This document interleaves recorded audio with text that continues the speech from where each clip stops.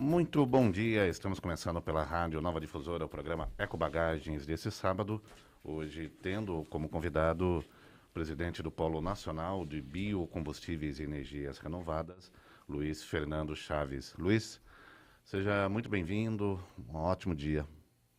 Rogério, bom dia, obrigado por estar aqui de novo para a gente poder conversar um pouco mais sobre esse mundo maluco que a gente anda vivendo. Bom, quem participa conosco também é o Luciano Pereira. Luciano, bom dia, tudo bom? Bom dia, Luiz, seja bem-vindo mais uma vez. Obrigado, Lu. Vamos tratar de assuntos cada dia mais relevantes aqui. Bom, a gente começa o programa de hoje falando sobre um relatório importante das Nações Unidas, da ONU, falando sobre o impacto das mudanças climáticas e expectativas pessimistas envolvendo os próximos anos. É um relatório que traz apontamentos sobre a ação do homem, que diz que até que enfim se comprovou que realmente todas as mudanças e consequências no clima e os impactos ambientais são causados pela ação do ser humano. Bom, isso desde que o mundo é mundo. Acontece qualquer tipo de ação causada pelo ser humano. Mas o fato é que alerta não só para questões dos aumentos de temperaturas, como tem ocorrido na Europa, como também possíveis novos surgimentos de epidemias e pandemias. O relatório diz que toda a devastação e ação na vida selvagem, desmatamento, faz com que patógenos que antes ficavam e se encontravam na natureza ali, pertencente aos animais, agora tenham o risco maior de estarem inseridos dentro da vida do ser humano nas cidades, nos centros urbanos. Até um ponto interessante que citado, né, faz referência a doenças mais dos trópicos, como a dengue e doenças causadas pelos carrapatos, que essas doenças vão começar a ter uma incidência maior em países que nunca sofreram com elas. Luiz, o que você acha desse relatório e todos esses apontamentos? Eu vou discordar um pouco de você não. Eu vou discordar um pouco do relatório, porque eu acho que o que falta, não só no Brasil, eu acho que no mundo, é pesquisa e desenvolvimento, principalmente pesquisa. É muito fácil apontar um único problema no mundo. Olha, a mudança climática é o problema de tudo, é por isso que a gente vai ter pandemias daqui para frente. Eu acho que a história não é bem essa. Né? Não mais fácil, próximo do microfone. Eu acho que a história mostra que nunca existe um único culpado. Eu acho que existem várias possibilidades ali. Só que quando você faz pesquisas a fundo, você vai verificar, por exemplo, que o homem sempre esteve junto com esses patógenos. Porque a gente não vivia nas cidades antigamente, a gente vivia no campo. Esse êxodo campo-cidade ele aconteceu no último século. Né? Mas antes, a grande maioria da população morava no interior, morava no campo, convivia com a natureza. Né? É só você pegar, por exemplo, um outro grupo humano que existia muito forte, que são os índios, que moravam no meio do mato, que eram nômades, ou seja, eles cada hora estavam num lugar diferente, eram coletores, tá? E eram pessoas que não tinham imunidade. Tá? Então você tinha os patógenos ali, você tinha a maneira tradicional e natural de você tratar ele. E isso é uma evolução. O homem evolui. Tá? O que tenta hoje esse relatório e alguns outros colocar é que, olha, o homem acabou com a natureza e por isso nós teremos problemas sérios daqui para frente. Tá? Existe hoje todo um lado e uma indústria voltada para o ecologicamente correto, o sustentável, né? O politicamente correto. A gente estava conversando fora do ar. Mas quando você começa a analisar os dados, você tem que começar a ver um outro lado. O homem tem que se adaptar a tudo que vai acontecer. Esse vírus que a gente teve agora do coronavírus, no começo se falava, veio do animal, de uma prática de se comer animais, que na China e em alguns países é secular, não é de hoje. Tá? E agora está se comprovando, pelo menos existem investigações nos Estados Unidos, que isso veio de um laboratório. Né? Foi uma modificação do vírus, usado talvez como arma biológica, não se sabe ao certo, mas essa suspeita hoje ela existe e está sendo colocada ali. Né? quando você fala de aquecimento global, de mudanças climáticas, tá?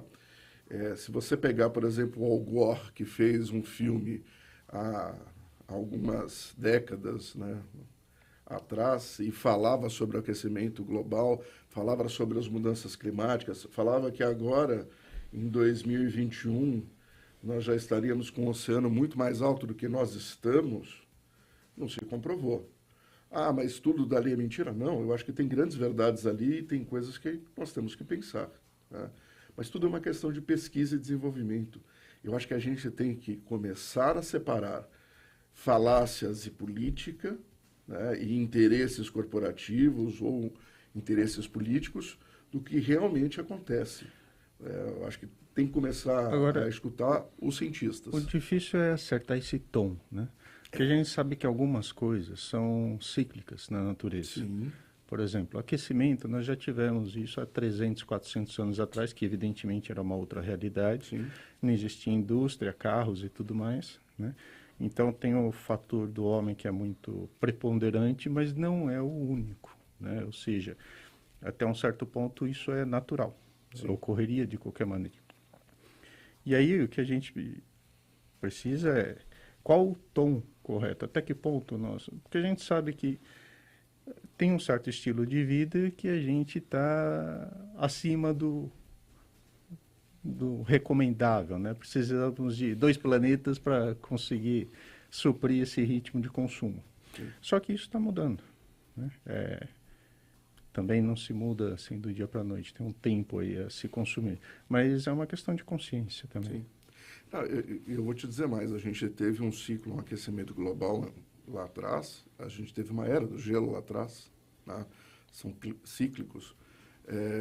A gente teve uma ameaça de um meteoro que caiu no mundo e acabou com uma boa parte da vida que existia na Terra, e essa é uma ameaça que está lá fora. A gente vai ter um cometa agora que vai passar bem pertinho. Mas eu acho que quando a gente olha o todo, a gente tem que fazer pesquisa, a gente tem que tomar cuidado com tudo que está acontecendo, logicamente. Mas eu vou ser polêmico agora, né? Eu acho que a última vez que eu vim aqui a gente falou de a gente fazer um programa falando dos filmes relacionados à natureza, ou a catástrofes, ao que acontecia. Eu vou te dizer algumas coisas que eu acho que são imperativas no mundo hoje e que deveriam estar sendo cuidadas e não estão. Antes se dizia muito da falta de água potável. Falta água não, porque a gente tem o mar, mas a falta de água potável. Hoje se mudou isso para mudanças climáticas. Antes era polêmica, vai faltar água no mundo, todo mundo só falava sobre isso. Agora são mudanças climáticas, eles deixaram a coisa um pouco mais robusta. Mas o grande problema da humanidade tem a ver com o que você falou, de consumo desenfreado, de você ter que trocar o celular todo ano, ou seja, todo ano você tira da natureza os elementos para fazer um novo celular, é que o mundo não tem capacidade dessa produção. Ponto. Primeira coisa. Segundo, não se pensa numa maneira de refrear em muitos países o aumento da população. Nós não temos condição, o planeta Terra não tem condição de ter tantas pessoas em cima dele. Só uma parte. O planeta Terra tem o dobro da população concebível. Para os recursos naturais que são necessários, né? É assim, pelo menos o dobro. A gente tem aí 4 bilhões a mais de seres humanos. Agora, tem um detalhe importante, já que a gente entra nessa esfera que tem que ser de fato falado. A verdade, ela tem várias vertentes. A verdade absoluta é muito subjetiva e muito interpretativa ou muito manipulada. Quando você fala em pesquisa, lógico que é necessário, sim, fazer pesquisas e pesquisas, apesar que alguns fatos são inegáveis, mas as pesquisas, às vezes, não são claras quando não querem ser. Mas tem pesquisas que são direcionadas, são pesquisas que alguém ganha com isso, sim, desde publicações em revistas científicas, a The Science, que é a principal revista científica do mundo, aí, que a OMS sempre se reporta. Quem financia? Quem são os patrocinadores dessa revista? Para você produzir vacina, alguém está lucrando. Lógico. A vacina não sai de graça. Para você, por exemplo, construir e hoje os hospitais são cheios disso, centros de oncologia, né? Se ganha com isso. Tratamento de câncer, por exemplo, é muito caro, né? Eu me lembro que há 5 anos atrás teve toda uma polêmica envolvendo a fosfoetanolamina sintética, que era um medicamento desenvolvido pelo Dr. Gilberto, que eu não sei que fim levou, né? Onde vieram à tona de descaracterizado, né? Tentaram desmerecer. E a fósforo, ela trazia, assim, melhorias rápidas para pacientes com câncer. E um detalhe importante, né? A ideia dele, o propósito dele sempre foi de disponibilizar o remédio gratuitamente. Só que se você falar em remédio gratuito, você entra em uma esfera complicadíssima, né? Que muitos vão deixar de lucrar, porque doença, sim, gera custo, gera despesa e dá dinheiro. Então, assim, são vários pontos para serem observados. Agora, um fato que é bom citar, eu não sei se o relatório da ONU, de fato, ele tem toda essa questão, porque tudo é interpretativo e também tem que fazer uma leitura correta, porque os interesses são muitos. Agora, que o homem precisa melhorar a sua conduta, precisa melhorar o seu comportamento, se ele não é responsável por mudanças climáticas no geral, mas ele é responsável pelo micro, pelo ambiente onde ele se relaciona. As pessoas, infelizmente, são ignorantes, são egoístas, são maldosas, sim. Você está, às vezes, num ambiente, a necessidade de se falar alto, para quê? Você não consegue sentar no local, comer em paz. Enfim, são vários pontos que a gente tem que observar. Eu acho que você citou uma série de coisas aí que são muito interessantes, né? Vamos começar pelo seguinte, o remédio do câncer que você falou. Fosfoetanolamina sintética. Exatamente. O remédio do câncer, para acabar com a polêmica de que ele funcionava, porque tinham várias pessoas que falavam que ele funcionou e que ele ajudou. Eu posso dizer que eu fui testemunha de uma, Então, que realmente tomou, tinha um câncer de esôfago e funcionou. Então, para acabarem com a polêmica, fizeram uma pesquisa, com perdão da palavra, que tinha várias vertentes ali que a gente pode discordar, tá? E que foi o que, entre aspas, se acabou com a polêmica. Do mesmo jeito que fizeram uma pesquisa em Manaus da cloroquina da maneira errada para dizer, olha, não funciona e mata as pessoas, né? Qualquer pesquisador científico sabe que a dosagem foi errada, o modelo foi errado. E aí é aquela grande polêmica aqui no Brasil, se você fala que você acredita que um remédio ele pode ser preventivo, ele pode ajudar você a não entrar em alguma coisa bem mais grave, você é negacionista, você é bolsominion, você... Espera um pouquinho, eu sou um pesquisador, vamos olhar a pesquisa está errada. É simples assim. Qualquer pesquisador científico do mundo inteiro sabe que está errada. Aliás, qualquer país mais sério com o que aconteceu em Manaus, com as mortes que foram feitas, teria uma auditoria gigantesca e as pessoas seriam presas por terem feito algo absolutamente errado. Tá? E eu vou entrar até numa polêmica maior. Nós estamos vivendo um grande tubo de ensaio no mundo inteiro com a Covid. Tá? E eu não vou dizer que é a doença, mas as maneiras de controle social e psicológico no mundo inteiro. Isso é um grande tubo de ensaio que a gente está vivendo. É simples assim. Tá? Restringe mais ali, solta mais ali. Eu não vou falar de teoria da conspiração, apesar de eu gostar muito, mas existe uma possibilidade de controle social por causa desse fato. E eu vou te dar um dado aqui do Brasil. E esse dado é divulgado e as pessoas parecem que não veem. Peguem o número de óbitos que a Associação dos Cartórios disponibiliza nos últimos anos.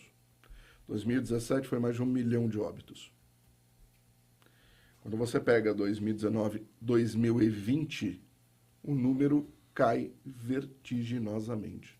Ou a gente teve alguma doença muito séria em 2017 e em alguns anos anteriores, que matou mais do que a Covid, ou tem alguma manipulação dos dados. É simples assim. Os números são públicos, Luiz? Os números são públicos. O cidadão pode consultar onde? Qualquer pessoa pode acessar. Esse é um calcanhar de Aquiles muito grande. Onde a pessoa pode acessar? Eu posso depois disponibilizar, você manda para o pessoal, mas é na Associação dos Cartórios. Tá?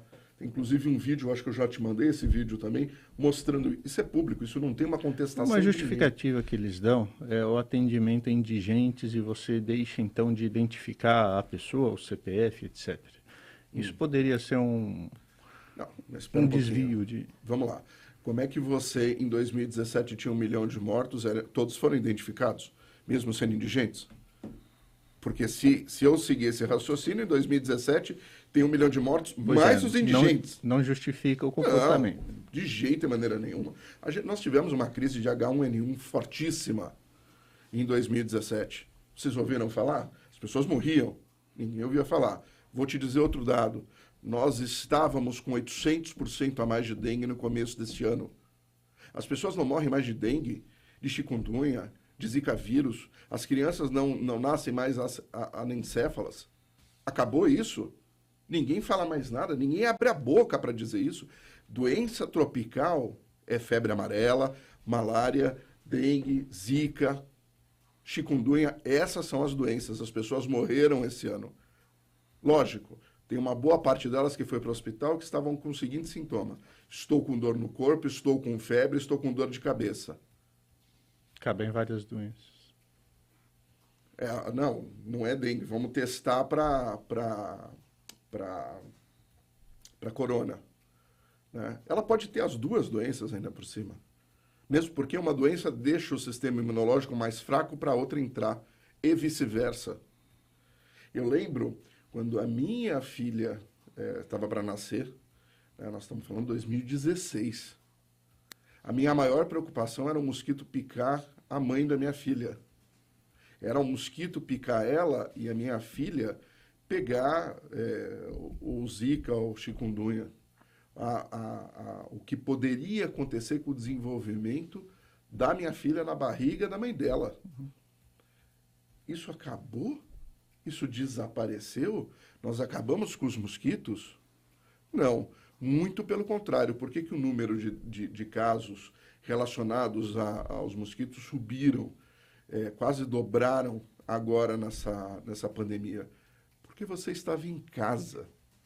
Porque antes você saía, normalmente, as pessoas mais simples saíam antes do horário que o mosquito estava mais ativo. A gente sabe que tem aquele horário começo da manhã e final da tarde, saía antes e voltava depois. Os ciclos da natureza. Exato. Saía antes, voltava depois. Agora ele estava em casa. O mosquito quer fazer uma papinha, ele vai lá. Exatamente. E esse é algo de saúde pública que se esqueceu no país. Só se falava de uma única coisa. Só tem... Não é que se esqueceu. Na verdade, não teve Se política. monopolizou o debate. Não se esqueceu. Não tem política. Não tem política. Não, mas Não existe, por exemplo, assim, o dinheiro que você direciona para a saúde do Brasil sempre foi mal gasto, mal empregado, com uma série de deficiências. Se, por exemplo, a saúde funcionasse de maneira correta dos estados, com o repasse que é feito e com o orçamento que tem, você teria aí hospitais muito mais estruturados para receber que fossem pessoas a mais com Covid, que fossem pessoas a mais com HN1N1, que fossem pessoas a mais com dengue. Esse é um fato. Se amanhã, por exemplo, acabou o Covid e você tem uma nova epidemia, vai continuar do mesmo jeito, porque não se gasta corretamente o recurso para a saúde. Sim. Não é empregado corretamente. Como também você não faz medicina se você não faz a parte preventiva. Não, e eu vou falar até mais, puxando até o gancho do que você acabou de falar, de parte preventiva. Se você tivesse feito uma saúde séria no país e tivesse tratado os pacientes, aquela história de o paciente com comorbidade, a possibilidade dele pegar a forma grave e morrer é muito maior. Comorbidade é uma palavra que está na moda, Luiz Exato. Fernando, sabia? Comorbidade. Comorbidade. Você pega a comorbidade lá atrás, você tratou aquele paciente, ele não tem mais aquela comorbidade, ou você conseguiu diminuir a possibilidade dele ter o sistema imunológico enfraquecido. Só que não se tratou isso. Né? Eu acho incrível, num país como esse, você gastar num hospital de campanha 30 milhões, que era o valor que dava para você construir 3 hospitais de médio porte. 3 fixos que iam ficar para o resto da vida ali. Sim. Não, vamos lá, a gente põe uma tenda aqui, se vocês entrarem nos hospitais de campanha, 1.000 leitos. Tá bom, você tinha 30 leitos que eram leitos de semi-intensivo e o resto eram leitos comuns. E se gastamos 30 milhões? Olha, desculpa, sabe? Foi uma festa que foi feita com dinheiro no Brasil, foram bilhões mandados aos estados e aos municípios. Tem vários municípios e vários estados que estavam quebrados, não conseguiam pagar o funcionalismo público, veio o dinheiro da Covid e ele ficou no azul. Pagou todo mundo, está muito bem, estou muito bem, obrigado. Então não foi para combater, foi para pagar as dívidas. Fora que nós temos aí uma condenação também no início da pandemia envolvendo o Tribunal de Contas, o governo do Estado de São Paulo na compra de respiradores, né? Sim. Não se fala sobre isso, mas o governo do Estado foi condenado, né? Que comprou respiradores com um preço muito maior daquilo estabelecido, né? Sim. Existe uma condenação nesse sentido. Agora, o que é impressionante, assim, todo mundo está evidentemente vivendo a questão da Covid e discute-se todo dia, etc. Mas não existe uma discussão resolutiva, digamos assim, seja em termos de política, seja em termos, por exemplo, a gente está vivendo o que está vivendo e ninguém fala em investir em ciência e tecnologia, em pesquisa, né? Em universidades, né? Nós aqui do Ecobagagens temos como propósito, inclusive, influenciar os jovens adultos a uma carreira mais científica. Senão o Brasil nunca vai ter o que precisa. Sim, né? sim. Como seremos um dia um país de primeiro mundo sem investir em pesquisa? Não, eu te digo até pelo próprio polo que eu presido hoje, né? Nós montamos um polo de biocombustíveis e energias renováveis que tem 4 vertentes. Logicamente, biocombustíveis, energias renováveis, smart cities e agrotech, né? Nós montamos o polo para pesquisa e desenvolvimento. Eu tenho orgulho de dizer que você pode chegar com uma ideia no papel de pão ali para mim. Nós vamos analisar essa ideia, se essa ideia realmente for uma ideia que não existe e que pode ser desenvolvida, nós vamos transformar a sua ideia numa startup, a sua startup numa empresa, entendeu?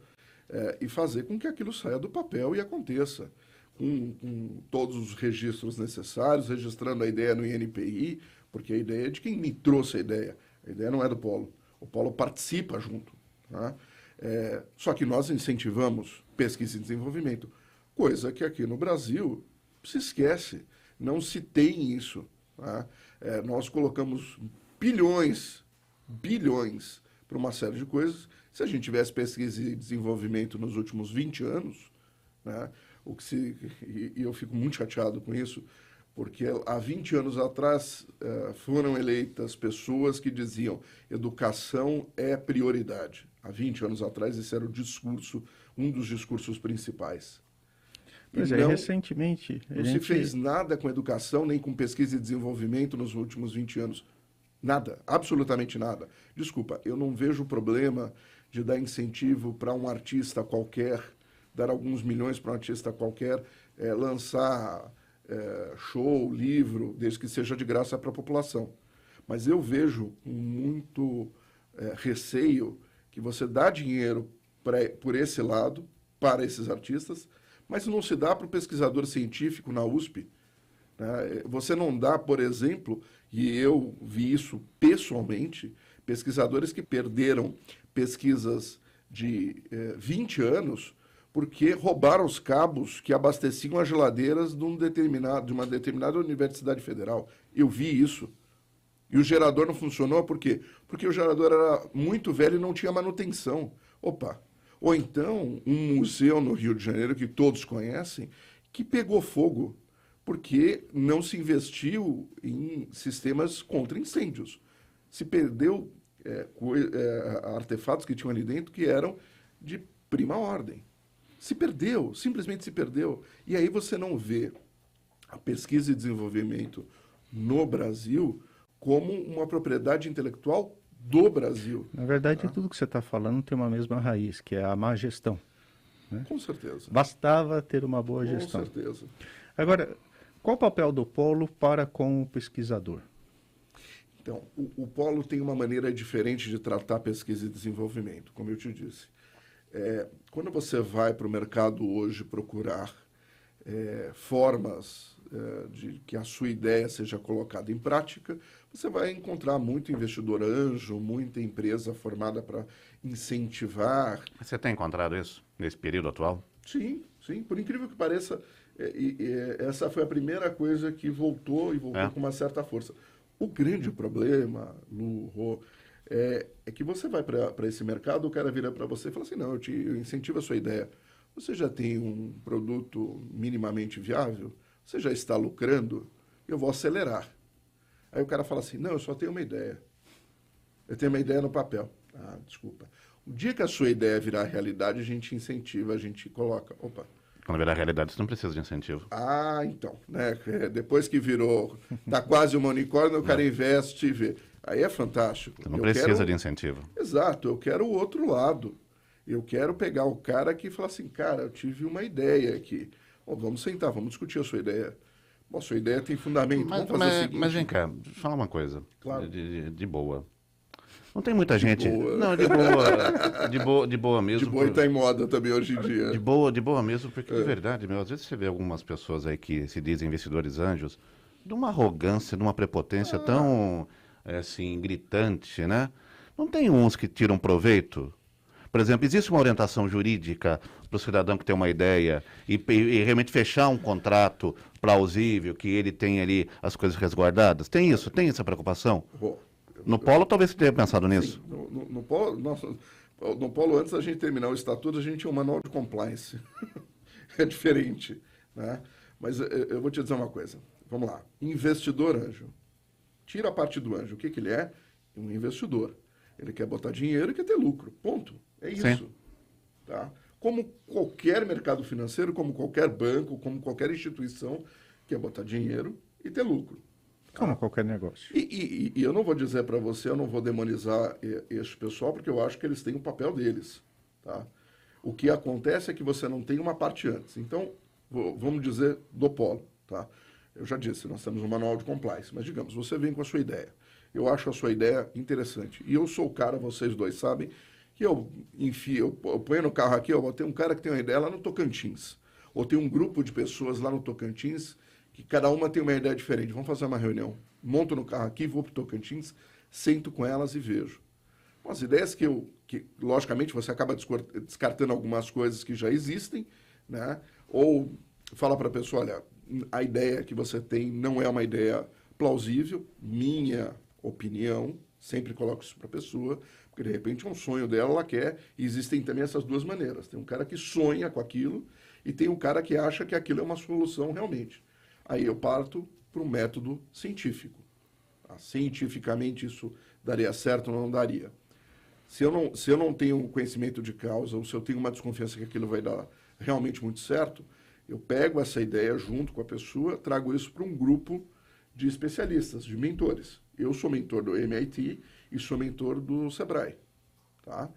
Eu sento com esse pessoal, com os outros mentores de várias áreas, e a gente discute. Ou seja, um olhar técnico e neutro. Exatamente. Mas aí é muita mente, né? Muita mentoria. Então, mas aí é que tá, quando você fala hoje de mentor... E quando você senta com os mentores? Vamos lá, então. Não tem ego? Não tem ego? Tem muito. Então. Deixa eu só terminar de colocar essa parte. Eu vou sentar com esse pessoal, a gente vê que pode desenvolver aquilo. Isso entra para dentro do polo, tá? Aí a gente começa com o básico. Vamos montar uma startup para essa pessoa. Dentro do polo a gente tem jurídico, a gente tem marketing, a gente tem social, a gente tem vários elementos ali para ele poder montar isso. Por exemplo, a ideia dele já dá para ser registrada no INPI? Vamos registrar a ideia dele. Tá? O polo, para você ter uma ideia, se você assinar um contrato com o polo fica com 10% daquela empresa que está sendo criada. Por quê? Porque eu preciso retroalimentar o polo. Eu não tenho que ficar pegando dinheiro de empresa e de governo o resto da vida. Tá? É o dízimo, né? Exato. E eu não é o dízimo porque eu estou dando tudo para você. Depende. O conceito de dízimo, na verdade, é outro. Mas isso é uma outra Vamos esfera. entrar nessa outra polêmica, né? Mas, assim, o senhor veio aqui para falar de polêmica. Não. Eu tô falando que você entra como sócio na empresa. Não, sim. Você veste a camisa para entrar como sócio. Luiz, eu entendo que o modelo do polo é perfeitamente louvável e extremamente interessante, mas uma pessoa séria como você. O que eu não entendo, e isso de verdade, até entendo, mas não concordo, é a extrema arrogância que as pessoas têm. Isso de verdade tem que e precisa ser modificado. Isso, na verdade, é qualquer profissão. Não, mas não é. Sabe só que é o problema? É assim, se você fala isso e acha que não tem que falar, eu não concordo com isso. É a mesma coisa você achar que você não tem que discutir religião, que você não tem que discutir política, que você não tem que discutir outras coisas. O mal do ser humano é a arrogância, é a prepotência. E o que nós temos aí de modelos, de pessoas que lidam com investidores anjos, com outras coisas, e é essa forma de lidar com as pessoas, né? O lucro, tudo bem, é uma troca, todo mundo troca, todo mundo tem que ganhar, todo mundo precisa desenvolver. Mas a forma como é conduzido, isso também é um mal, que precisa ser purificado cada vez mais. Eu não entendo por que você não pode desenvolver negócios onde se trate com respeito, escute uma ideia, gostou, legal, não gostou, sabe? Vamos deixar isso. É a humanização. Não, vamos deixar isso um pouco mais público. Você pega um programa como o tal do Shark Tank, tá? Aonde você vai lá com uma ideia. Aí, se você não tiver o produto feito, viável, a planilha de cálculo, quanto dá de lucro, quanto vale a tua empresa, não sei o quê, você é comido pelos tubarões. A ideia do programa é essa. Mas, né? na verdade, eu ia puxar um assunto que une o que vocês dois falaram, o lado humano e o técnico. Tá? Não falta um protocolo, por exemplo, na parte de qualidade, você tem as ISO da vida. Né? Na parte de segurança do trabalho, você também tem as normas. Não falta um roteiro, uma norma, um material mais técnico de como se avaliar, como se construir um plano de negócio, como se fazer uma análise manual no Brasil, você sabe muito bem que ninguém lê. Mas deixa eu só terminar. É outra cultura que precisamos mudar. A parte do Shark Tank é o seguinte. Você chega ali e você tem que estar com tudo bonitinho. Agora, aí vem a grande pergunta, eu acho que... No polo não precisa. O polo você começa do zero. Sabe por quê? Como é que você faz uma planilha de custos financeiros ou de um plano de negócios? Primeira coisa que você tem que dar para a pessoa que está ali, que você só trouxe ensina ideia, e constrói junto. Oi? Você ensina e constrói junto. E constrói junto, porque se o cara não sabe fazer uma planilha de negócios... Business plan. Se você falar plano de negócios, fica assim. Se você não faz, eu prefiro plano de negócio. Você não faz. Se você não sabe o português correto, como é que você vai falar o inglês? Não estou dizendo de você, estou dizendo de qualquer pessoa. Sabe? Pô, se você vai pegar investimento e o cara quer um plano de negócio, espera um pouquinho, como é que faz um plano de negócio? Mas não é engraçado? Você chega para algumas pessoas, eu quero business plan.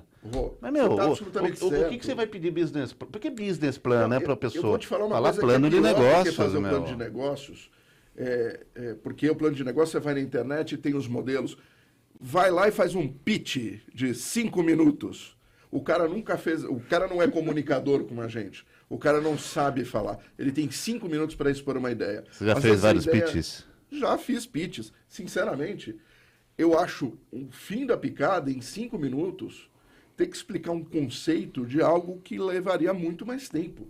E é isso que acontece. Isso não é uma questão só do Shark Tank ou de qualquer outro programa. Você vai na Microsoft, vai no Google, vai em qualquer outro. É assim, você tem 5 minutos para tentar convencer o cara que você tem um puta produto na mão e que você precisa do dinheiro do cara. Entendeu? Dentro do Polo, por exemplo, quando você botar as startups ali, vai ter um dos dias dentro da startup, normalmente a gente está pretendendo fazer isso ou toda semana ou a cada 15 dias, vai existir uma arena onde você vai apresentar o seu produto ali e todas as outras startups que fazem parte do Polo vão estar junto, ouvindo e vendo. Por quê? Porque uma pode ajudar a outra. Sim. Uma pode se unir com a outra, uma pode falar, essa solução se encaixa no que eu preciso. A Fiesp implementou isso com as rodadas de negócios, não é? Que os CIESPs também acompanharam durante muito tempo, né? Não, isso tudo pode ser feito, mas só que você tem que fazer isso primeiro de uma maneira micro, dentro do Polo, e depois ir para uma rodada de negócios dessa da Fiesp, que você vai ter tubarões, mas aí você já aprendeu como é que você lida com eles. Precisa ensinar e treinar as habilidades. Exatamente. Né? Para depois chegar no mercado. Exatamente. E aí você vai começar a ver se a ideia que você tem... O que é mais difícil na vida, Luiz Fernando? Tubarão ou traíra? Oi? O que é mais difícil? Tubarão ou traíra? Traíra. É? Não tenho dúvida. Gosto de comer traíra espalmada, é uma delícia. Mas traíra, no sentido figurativo, é muito mais complicado do que um O tubarão. senhor se deparou mais com traíras ou tubarões na sua existência? Traíras. Você sabe bem disso. Sei muito bem Nós disso. já nos deparamos com Agora, muitas Luiz. traíras. E traíra é aquele peixe que parece inofensivo, dá aquela voltinha, tá tudo bem, não sei o quê. E quando você vê, ele acabou com você. Luiz, a gente acabou apontando aqui uma série de deficiências nesse processo, né? De não ter um rito mais ou menos formal, a questão do treinamento sempre foi um problema, né? Eu trabalhei em empresas americanas e alemãs e eles trazem essa questão de manual, de procedimento, de rito, de uma maneira quase religiosa, Sim. né? Inclusive, quando trabalhei no Walmart, eu era responsável pela biblioteca de procedimentos.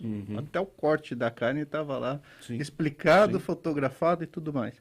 É uma cultura que a gente precisa exercer no Brasil e a gente vê reflexos, inclusive, em descumprimento de leis e ordens e tudo mais.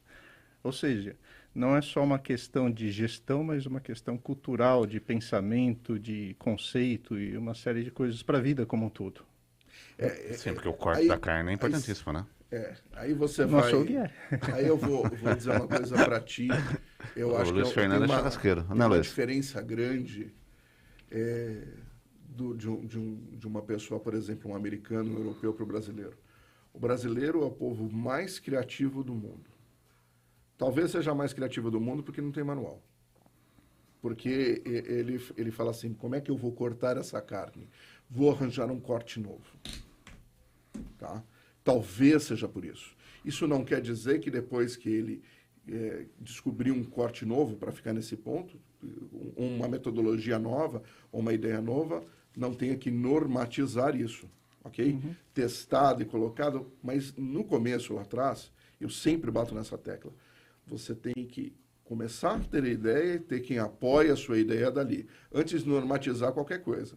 O polo é a mesma coisa, você começa com uma ideia, você vai ter algumas reuniões ali com pessoas que veem que se a sua ideia... Depois você entra para a parte de vamos abrir uma startup, funciona dessa e dessa maneira aqui dentro. Você começa a modificar e a ter um processo para você chegar num final. Só um detalhe importante, Claro. acho que eu esqueço, eu recebi da produção uma matéria envolvendo uma questão ambiental no litoral norte, em Ubatuba, que o senhor conhece muito bem. Bem. E eu vou ler aqui a matéria do Por jornal favor. Agora Vale, que é o principal portal de notícias ali da região, e eu queria o seu comentário a respeito. Claro. Vamos lá. Justiça manda tirar quiosques de Prumirim, é uma praia em Ubatuba, e ordem judicial é ignorada. Nem sempre a máxima de que a ordem judicial não se discute se cumpre, é para valer. Há 8 anos existe uma sentença judicial que é ignorada e o meio ambiente na praia do Prumirim vem se deteriorando em Ubatuba, litoral norte. Agora, com o avanço da vacinação contra o Covid-19, a provável retomada do turismo e a abertura do comércio, essa decisão fica ainda mais distante de ser cumprida. Em 2003, o Ministério Público do Estado de São Paulo ajuizou uma ação civil pública para que os quiosques instalados na praia do Prumirim, em Ubatuba, cessassem as atividades degradadoras do meio ambiente, com paralisação imediata de atividade de desmatamento e permeabilização do solo, desejo regular de efluentes ou geradora de poluição. Também se comprovou que os quiosques causavam danos ambientais quanto à captação e destino dos resíduos sólidos e líquidos e a instalação precária não observa a técnica de saúde e segurança. Indiferente ao fato de que há 10 anos, em 2013, essa ação civil pública foi julgada procedente, os quiosques continuam sem ser molestados. A sentença determinou que os quiosques imediatamente cessassem a atividade degradadora do meio ambiente, ficando proibida qualquer ocupação das áreas onde esses quiosques estão instalados na praia do Prumirim. O judiciário determinou pela sentença a demolição das edificações existentes e a restauração da vegetação, solo e cursos d'água. Houve recurso e o Tribunal de Justiça de São Paulo manteve a sentença integralmente. A sentença transitou em julgado em 23/10/2015 e em julho de 2016. O Ministério Público do Estado de São Paulo iniciou a fase de cumprimento da sentença. Os réus também foram condenados a indenizar pelos danos ambientais causados pelas suas atividades irregulares. Bom, Tem a sentença aqui, o processo tem quase 800 páginas e o fato parece que até o momento não está sendo cumprido. O que você tem a dizer sobre isso, no seu entendimento sobre lá? Bom, vamos começar pelo básico. Sentença judicial não se discute, se cumpre. Primeira coisa. Aí eu vou fazer uma ressalva. O Ministério Público vai para a Beira-Mar também pegar a grande maioria dos banhistas que come na praia, deixa o resíduo dele ali? Não. Por quê? Porque aí ele não tem como fazer isso. É muito mais fácil atacar um quiosque ou uma gama de quiosques que está ali, e em vez de chegar para esse pessoal e falar assim, olha, você precisa regularizar, prefeitura, eu tenho que ter, se você vai ter o quiosque aqui, tem que tratar os resíduos, tem que retirar os resíduos, vamos fazer um termo de ajuste de conduta com todos eles. Não, arranca tudo da praia, porque na praia não tem que ter quiosque nenhum. Ele acha que com isso vai acabar com o turismo? Não, você vai acabar com uma série de famílias que tinham os quiosques ali e que deveriam, se o problema eram os resíduos, serem resolvidos os resíduos, junto com a prefeitura, o pessoal do quiosque e o pessoal da promotoria. É muito fácil você falar assim, tem um problema aqui, tira. Opa, você tirou. Você não criou um outro problema? Porque essas pessoas vão comer aonde? Essas pessoas vão usar o banheiro aonde? Porque o quiosque também tem um banheiro. Né? Que é o problema do resíduo, sim, o quiosque tem um banheiro. Eles acham que o turista vai fazer as necessidades aonde? Sabe? Era muito mais inteligente, peraí, vamos padronizar os quiosques, vamos colocar uma coleta de esgoto para os quiosques, um tratamento disso aqui, todos os resíduos ali colocados, disponibilizar lixeiras na praia inteira, fazer o recolhe disso e fazer uma campanha de educação ambiental para o turista que está lá. Não, retira-se tudo. Bom, se você pegar qualquer outro país do mundo, à beira-mar você tem condomínios, você tem hotéis, você tem restaurantes, você tem quiosques que são regulamentares e as praias são maravilhosas, limpas e tranquilas. Aqui no Brasil faz o seguinte, arranca tudo à beira-mar, deixa a massa de população ir para lá, suja absolutamente tudo, polui absolutamente tudo. Tá? Eu queria muito saber desse pessoal, na hora que você tiver um aumento significativo de coliformes fecais na praia, que vão acontecer duas coisas, você vai ter um aumento, você vai ter um aumento de doenças também, ou vai ter os turistas não indo mais porque a praia está cheia de coliformes fecais. Eu quero saber como é que vai se resolver isso. Aí vai se abrir um novo processo contra a prefeitura dizendo que você tem que resolver? Sabe? Aí a prefeitura fala assim, mas vocês tiraram os banheiros? Eu acho que nessa parte as pessoas têm que ser menos políticas, menos querer fazer uma coisa dizendo que são ecologicamente corretas e sustentáveis. Fala, escuta, temos isto aqui. Quiosque na praia tem há quanto tempo? Nos últimos 50 anos? Então vamos regularizar, vamos melhorar. Isso cai naquilo que estávamos conversando, né? De você ter um protocolo para isso. Independente se é por meio de lei, norma, enfim. Sim. Mas você tem que ter isso regulamentado. Olha, para funcionar aqui, o rito é esse. Você precisa disso, disso, daquilo. Né? Ou seja, isso é a solução de fato, que você pode muito bem conviver e preservando o meio ambiente e os negócios. Nesse ponto, Lu, eu já acho que é o seguinte, você tem a lei. A lei é aquela, a lei é clara, cumpra-se a lei e ponto final. O problema, e eu te digo isso até de Ubatuba, é que você vai ver a lei parece um queijo suíço. Eu tenho que chegar para o pessoal da prefeitura e falar assim, dá para você me explicar direito isso daqui? Porque a lei não é clara. Qual a interpretação? Qual a interpretação que se tem? Aí depende do dia, né? Se o cara estiver inspirado, ele vai interpretar de um jeito. Não dá para ser assim. E eu não estou dizendo só de Ubatuba, eu estou falando de todas as cidades. Sim. Eu estou falando isso de todas as áreas. Se você não tiver uma coisa absolutamente clara, é muito complexo. Eu sou fã, desculpa. Claro. Eu sou fã de você ter todo o procedimento de todas as prefeituras. Eu já desenhei, eu tenho isso escrito, de, por exemplo, uma Secretaria do Meio Ambiente digital. Você manda tudo digital isso vai ter uma aprovação lá dentro digital e você não fica tendo contato. Isso fica mais ágil, você para com jeitinho, criar uma dificuldade para vender uma facilidade depois. Tudo absolutamente digital. Inclusive essa parte, porque o que a gente tem que entender é o seguinte, o Ministério Público ele é feito para defender a parte como um todo. O Ministério Público perguntou para a população se ela gostaria de ter os quiosques. Primeira coisa. Qual é a solução que vai se colocar para a falta dos quiosques? Aonde as pessoas vão comprar o que elas precisam, ou até um ponto mais importante, onde é que as pessoas vão fazer as necessidades delas quando preciso? Não é mais fácil regulamentar e fazer, por exemplo, quiosques sustentáveis, ecologicamente corretos? Claro. Não seria mais inteligente fazer isso? Eu acho Seria que a solução, eu acho que solução. aí tem 3 pontos. O primeiro ponto, como você bem colocou, uma decisão judicial. Decisão judicial tem que ser cumprida, até porque houve recurso e se realmente a sentença se manteve é porque existem fatos e os fatos ambientais, o senhor sabe muito bem, são inegáveis. 2 coisas no Brasil realmente condenam. O senhor sabe muito bem que é pensão alimentícia, e o segundo é fato ambiental. Não que o senhor saiba muito bem, mas o senhor entendeu, né? O segundo ponto, existe aí realmente uma reflexão muito mais séria sobre como lidar nessa questão das praias, não só Ubatuba, Caraguá, São Sebastião, Ilhabela, são as cidades litorâneas ali, né? Extremamente importantes, ainda mais nessa abertura do turismo, preciso ter realmente um olhar mais sério.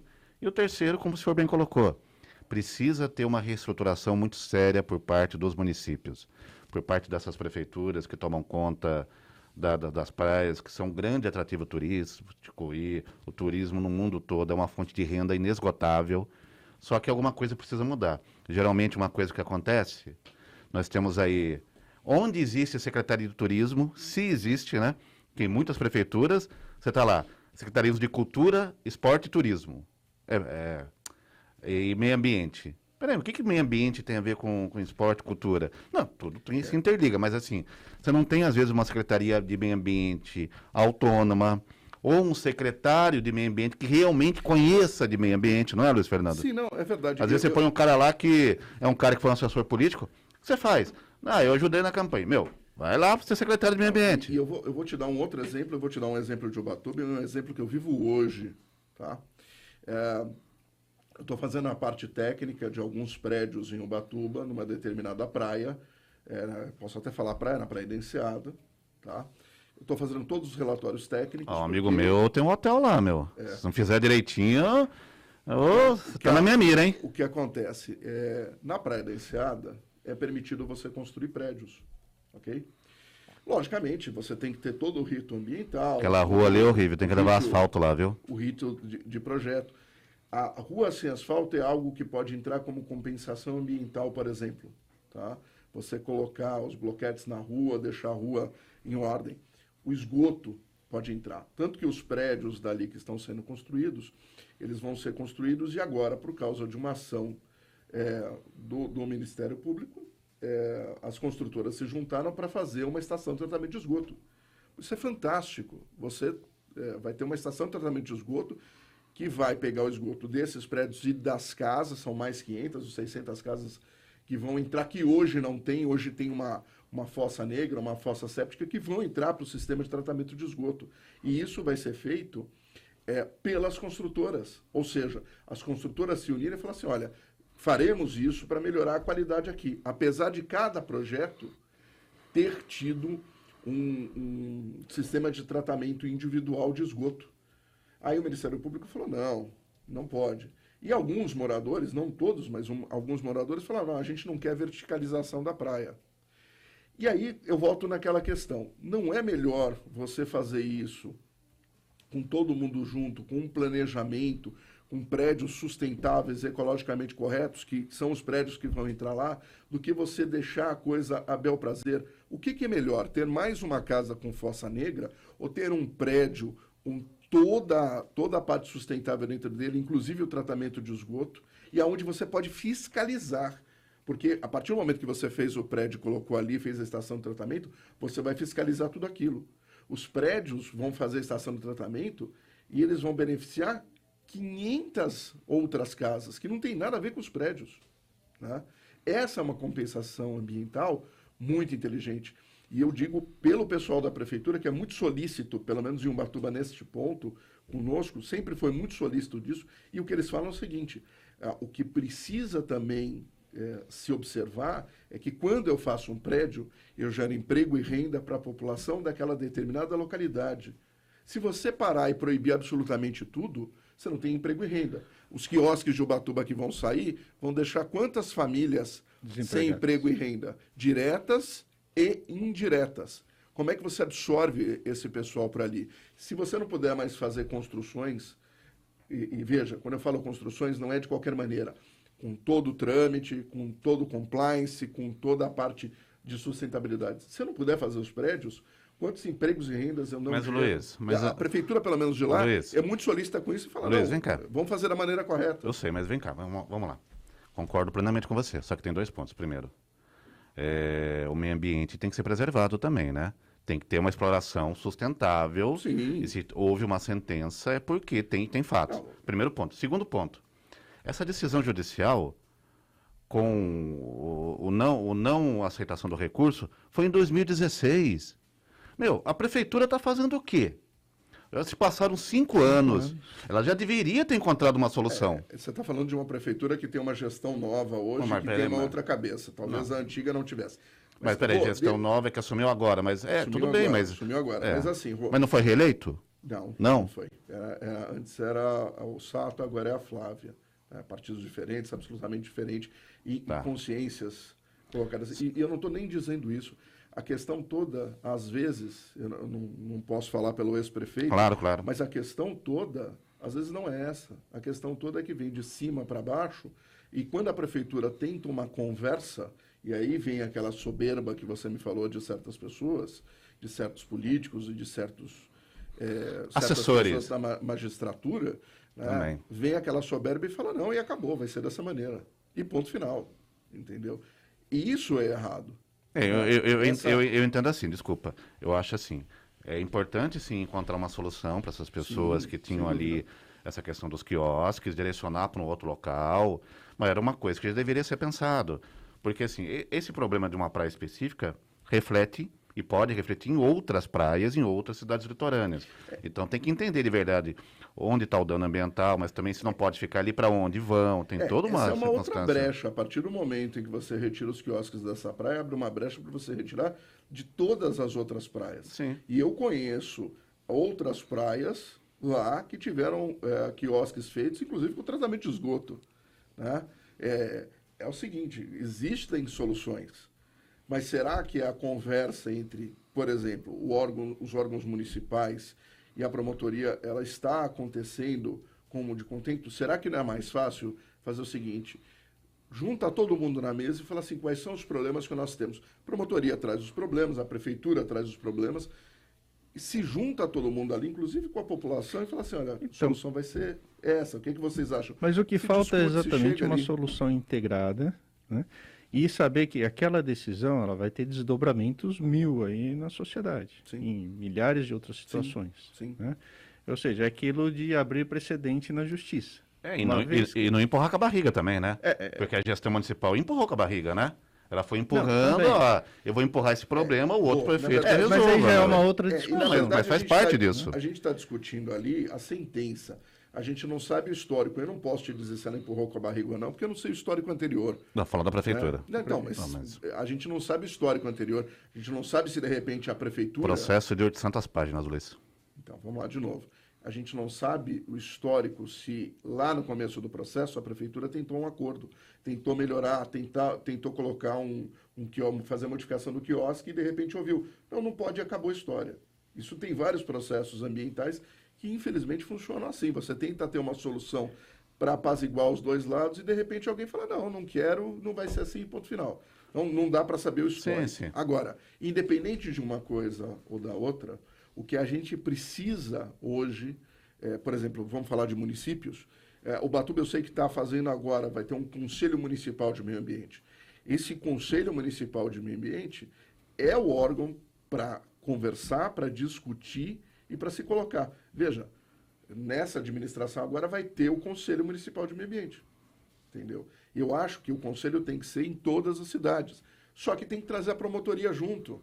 Olha, vamos sentar aqui, vamos discutir a parte de meio ambiente todo mundo junto, e não é dizer, não dá, não pode. Eu vou falar, qual é a solução que a gente pode ter? Entendeu? E aí eu acho que a coisa funciona. Você tem um conselho, que é o representante da população, você tem um município, que é o executivo, é o cara que executa o negócio, e você tem a promotoria, que tem um papel fundamental, que é preservar o meio ambiente, nesse caso, para todos. Mas todo mundo tem que sentar ali e ser colocado. Porque senão, daqui a pouco, vai funcionar da seguinte maneira. A gente não vai poder ter carro. Porque a hora que você tem carro, você polui o ar da pessoa que não tem. E se a gente começar a entrar nessa celeuma de politicamente correto, daqui a pouco a gente não vai ter uma série de coisas. Isso me preocupa um pouco, a ditadura ambiental. E tem gente perdendo cabelo com isso. Tem, eu que o diga. Né? Mas a ditadura ambiental me preocupa um pouco. Estamos chegando, infelizmente, ao final do programa. Quero agradecer a participação do presidente do Polo Nacional de Biocombustíveis e Energias Renováveis, professor Luiz Fernando Chaves, aquele que, se você quiser fazer uma aula de surf em Puruba, que é uma praia bem pitoresca em sentido Ubatuba, Paraty, é só ligar para o doutor Luiz Fernando, que ele terá prazer em ensinar como se equilibrar nas ondas do mar e da vida. É da vida, é verdade. Obrigado, Rô. Conhece Puruba, né? Conhece Puruba, né? Conheço. O Elias Prestes queria saber, ele vai apresentar o programa daqui a pouco, onde tem uma praia de nudismo boa em Ubatuba. Puruba, mas cuidado com os borrachudos, viu? Não, Luiz? Não sei, me contaram, estou apenas passando informação. Infelizmente não tem nenhuma oficial no estado de São Paulo. Eu acho até bom que tem, eu acho que todo mundo tem direito engano de seu, curtir tem, o que gosta, né? É, lógico, né? Eu me equilibro na prancha de surf nesse ponto. Todos têm direito de curtir o que gostam. Né? Eu te agradeço bastante, Rô, obrigado. E estou à disposição. E não vou esquecer, a gente tem que fazer aquele programa para discutir alguns filmes, já tem até a relação deles. Entendeu? Teorias da conspiração nos filmes. Tá? Aquele do Dan Brown, eu sempre cito aquele Inferno, né? Que é aquela história de você ter o excesso de pessoas no mundo inteiro e o que pode ser feito com isso. Luciano Pereira, bom dia, obrigado. Obrigado pela participação mais uma vez.